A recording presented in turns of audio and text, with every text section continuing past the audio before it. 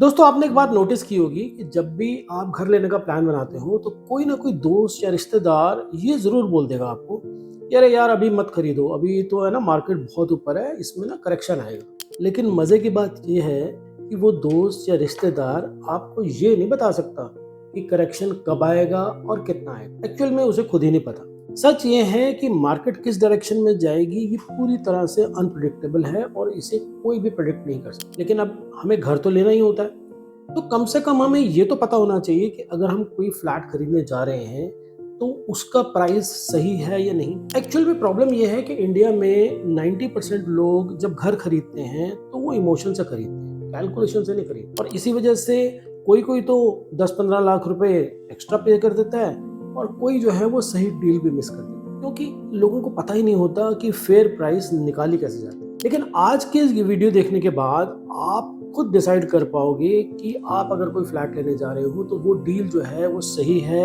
या over priced. और मैं आपको कोई कॉम्प्लिकेटेड फॉर्मूला नहीं बताने वाला हूँ, मैं आपको 3 सिंपल तरीके बताऊंगा जो बहुत ही प्रैक्टिकल है, ग्राउंड रियलिटी पे बेस्ड है और जो बैंक्स के वैल्यूअर भी यूज करते हैं। तो सबसे पहले एक चीज क्लियर कर लेते हैं कि 2 टाइप के घर होते हैं।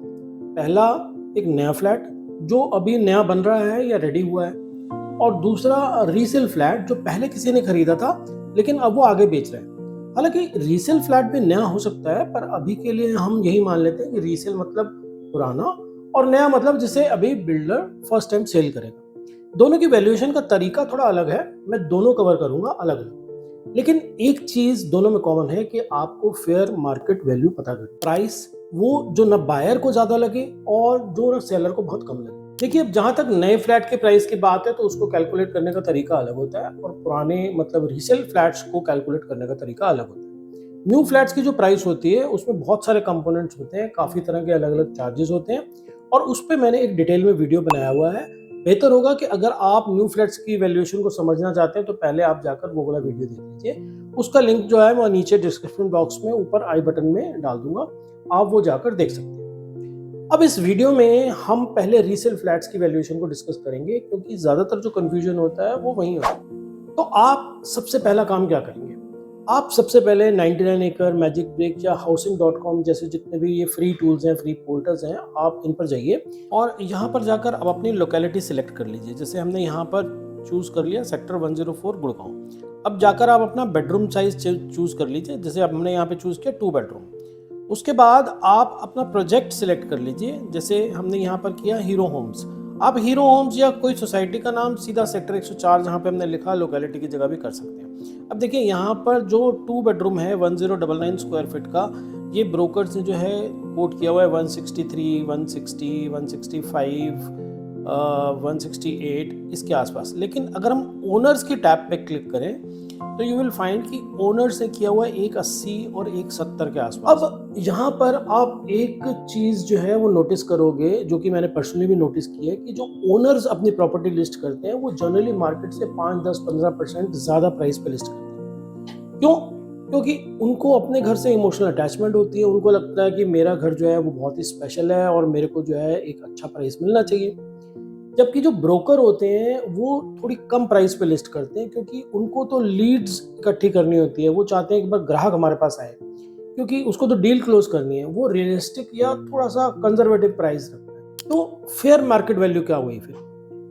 वो होगी इन दोनों के बीच में। बहुत सिंपल सी बात है, ओनर प्राइस और ब्रोकर प्राइस की अगर आप एवरेज कर लोगे तो वही जो है लगभग आपको फेयर मार्केट वैल्यू जो है वो मिल जाएगी। यहाँ कोई रॉकेट साइंस नहीं है, बैंक भी यही करते हैं, उनके पास कोई स्पेशल डाटा थोड़ी ना होता है। मैं बता देता हूँ वो एग्जैक्टली करते क्या है। जब आप होम लोन के लिए अप्लाई करते हो तो बैंक का जो है एक वैल्यूअर आता है। वो वैल्यूअर क्या करता है, वो 3 से 4 लोकल ब्रोकर्स को कॉल करता है उस एरिया के और पूछता है कि जी इस टाइप के फ्लैट का करंट रेट क्या चल रहा होगा। मेरे पास खुद हर दूसरे दिन किसी न किसी वैल्यूअर का फोन आता है प्राइस पूछने के लिए। बस वो इसी तरह से 99 एकड़ वगैरह पे चेक करेगा, ब्रोकर से भी बात करेगा और एक एवरेज प्राइस निकाल लेगा। यही काम आप भी कर सकते हो। और अगर आप थोड़ी स्मार्टनेस से बात कर सकते हो तो 3-4 ब्रोकर्स को कॉल करो अलग अलग और बोलो जी मैं एक सेलर हूँ, मेरे यहाँ पर एक प्रॉपर्टी है 2 बेडरूम 3 बेडरूम, जिस भी सोसाइटी में आप खरीदना चाहते हो आप सेलर बन के बात करो। बायर बन के पूछोगे तो वो आपको हो सकता है प्राइस थोड़ा सा ज्यादा बताएगा, सेलर बन के पूछोगे तो वो आपको प्राइस थोड़ा सा कम बताएगा। पर हाँ, बात जो है वो थोड़ी सी स्मार्ट तरीके से करना, क्योंकि एक्सपीरियंस ब्रोकर जो है वो समझ जाते हैं कि आप बायर हो या सेलर। तो बस अगर आपने इतना काम भी कर लिया तो आपके पास एक एवरेज प्राइस आ ही जाए, और वही है आपकी मार्केट की जो है बेस वैल्यू प्राइस। अब ये तो हमने सारी बात कर ली एक होम बायर के हिसाब से, और अगर उसने कोई लोकेशन फाइनल की है तो बहुत सोच समझ के की होगी, और उसके लिए प्राइस के साथ साथ और भी फैक्टर्स बहुत सारे मैटर करते होंगे, तभी उसने वो लोकेशन फाइनल की है। लेकिन अगर आप कोई प्रॉपर्टी इन्वेस्टमेंट के लिए ले रहे हो और आप चाहते हो कि कुछ सालों में आपको एप्रिसिएशन भी मिले और तब तक जो है आपको कुछ किराया भी मिल जाए, तो फिर आपको कुछ और भी कैलकुलेशन करनी चाहिए, और आपको रेंटल यील्ड वाला फॉर्मूला यूज करना चाहिए। इस मेथड में हम ये चेक करते हैं कि एक प्रॉपर्टी की कितनी रेंटल इनकम है, और उसी हिसाब से उसकी वैल्यू जो है वो कैलकुलेट की। इंडिया में बड़ी सिटीज में एवरेज रेंटल यील्ड जो है वो 2.5% से लेकर 4% तक आती है। अब मान लीजिए आपने कोई फ्लैट 1.5 करोड़ रुपए का खरीदा, तो उसका एक साल का रेंट कम से कम 2.5% मतलब 3,75,000 रुपए आना चाहिए, यानी महीने का 31,250 रुपए आना ही चाहिए। अब अगर रेंट इससे कम आ रहा है तो समझ जाइए कि वो प्रॉपर्टी महंगी है, और अगर रेंट 3.5% या 4% या उससे भी ज्यादा आ रहा है तो इसका मतलब है कि वो प्रॉपर्टी जो है वो सस्ती है, वो डील अच्छी है। वैसे रेंटल यील्ड निकालने का फॉर्मूला बहुत ही सिंपल होता है। आप एनुअल रेंट को divided by property price multiply by 100 कर दीजिए और निकल आई रेंटल यील्ड। उस एरिया में मार्केट रेंट कितना चल रहा है ये भी चेक करने के लिए आप पहले वाले फॉर्मूला यूज लगा सकते हो। कुछ ब्रोकर से बात कर लीजिए और प्रॉपर्टी के पोर्टल्स पे जाकर चेक कर लीजिए, आपको पता चल जाएगा कि उस प्रॉपर्टी पे एवरेज रेंट कितना चल रहा है और आपको कितना रेंट मिल सकता है। अच्छा, अभी तक हमने जो भी वैल्यूएशन की बात की उसमें हमने ऑलमोस्ट एक जैसी प्रॉपर्टीज की बात की, मतलब जो सिमिलर टाइप की प्रॉपर्टीज होती हैं, जैसे जो वो बिल्डर ने आगे आपको दे दी या बायर्स को दे दी, जिनमें कुछ बेसिक काम हुआ था। लेकिन आपको कुछ प्रॉपर्टी ऐसी भी मिलेंगी जिनमें अच्छा इंटीरियर हुआ होता है या उसमें कुछ फर्नीचर लगा होता है, तो सेलर जो होता है उसके पैसे ज्यादा मांगता है। अब इसका सिंपल सा ये तरीका है कि आप बोल सकते हो कि हमें तो फर्नीचर नहीं चाहिए, हम तो फर्नीचर अपनी पसंद से लेंगे, या हमारे पास तो पहले से ही फर्नीचर है। पर फिर भी अगर आप उसकी वैल्यू लगाना चाहते हो तो आपको 40 से लेके 70-80% तक का जो है वो डिस्काउंट मिल सकता है, depending upon the condition of the furniture. But इसका कोई हार्ड एंड फास्ट रूल नहीं है। इसके लिए आपको अपने विवेक का इस्तेमाल करना होगा, या आपका कोई जानने वाला फर्नीचर का काम जो करता हो, इंटीरियर का काम करता हो, वही बता पाएगा कि उसका एक फेयर प्राइस क्या होना चाहिए। और अगर आज आप एक सिमिलर तरह का फर्नीचर लोगे तो आपको क्या कॉस्ट करेगा, तो आप उसी हिसाब से उसकी वैल्यू जो है वो कैलकुलेट कर सकते हो। या अगर आप इन्वेस्टर हो तो आप देख सकते हो कि अगर फर्नीचर अच्छा है और उस फर्नीचर की वजह से आपको 8-10 हज़ार रुपए रेंट ज्यादा मिल सकता है, तो आपके लिए वो फायदे का सौदा भी बन सकता है। दिल्ली, गुड़गांव, नोएडा जैसे शहरों में फर्निश्ड फ्लैट ना सिर्फ जल्दी रेंट पे चढ़ते हैं बल्कि उनमें रेंट भी अच्छा मिलता है। अब बात करते हैं न्यू फ्लैट्स की वैल्यूएशन की।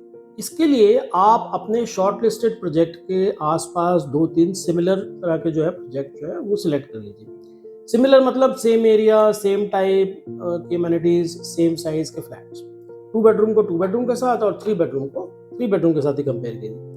हाँ, बेसिक सोसाइटी को किसी प्रीमियम प्रोजेक्ट के साथ जो है आप मत कंपेयर करिए, एक जैसे प्रोजेक्ट्स को जो है वो कंपेयर करिए। उसके बाद फ्लैट्स का कारपेट एरिया देखिए, सुपर बिल्टअप मत देखिए, क्योंकि हर बिल्डर जो है उसकी लोडिंग रेशो अलग अलग होती है।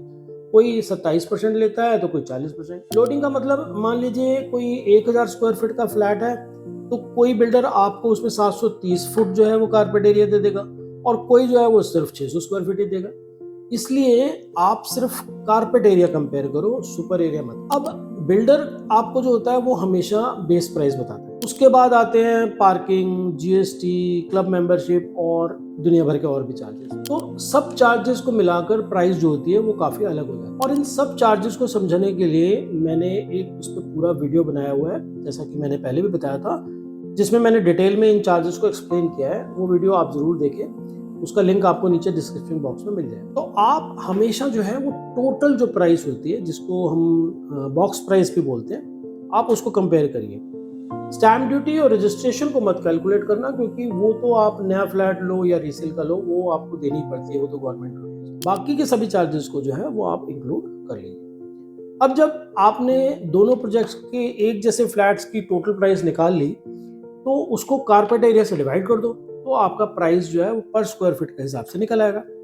अब दोनों प्रोजेक्ट्स का पर स्क्वायर फीट प्राइस जो है उसको आप कंपेयर कर लीजिए। और हाँ, एक बात और, हो सकता है कि प्रोजेक्ट्स जो हैं वो बिल्कुल सेम ना हो, जो प्रोजेक्ट बेहतर होगा उसमें थोड़ा प्रीमियम जो है वो आपको देना पड़ सकता है। जैसे मान लीजिए कोई मेट्रो के बिल्कुल पास है तो हो सकता है 5-10% प्रीमियम हो।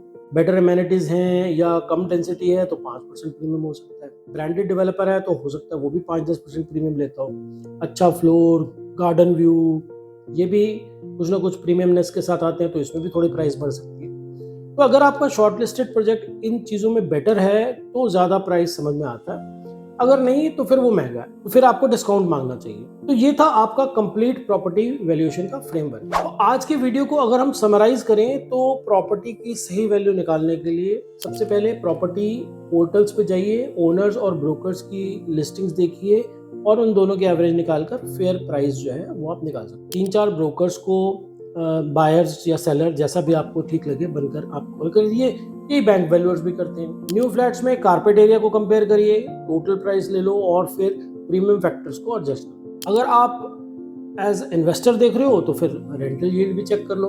2.5% से 4% की जो रेंज है वो एक हेल्दी रेंज है, इसमें आप इन्वेस्टमेंट कर सकते हैं। दोनों मेथड्स को कंबाइन भी करना है, मतलब रेंटल यील्ड वाला भी और जो हमने एवरेज प्राइस निकाली थी उन दोनों को कंपेयर करके आपने जो है वो डिसीजन। तो अगर आपको ये वीडियो हेल्पफुल लगी हो तो लाइक का बटन जरूर प्रेस करिएगा और अगर आप एक स्मार्ट होम बायर बनना चाहते हो तो इस चैनल को अभी सब्सक्राइब कर लीजिए। रियल एस्टेट पर ऐसे ही प्रैक्टिकल वीडियोस लेकर मैं आता रहता हूँ। चलिए मिलते हैं फिर अगले वीडियो में, तब तक के लिए गुड बाय एंड